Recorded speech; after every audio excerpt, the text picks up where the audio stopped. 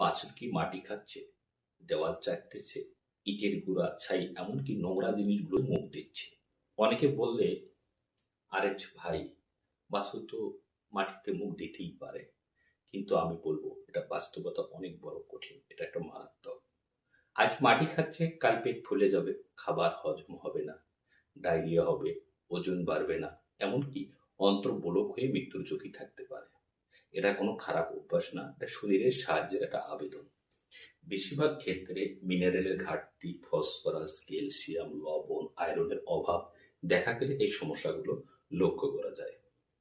পেটে কৃমি থাকলেও খাবার বা যত ভালোই দেই না কেন পুষ্টিহীনতা ভোগ করে।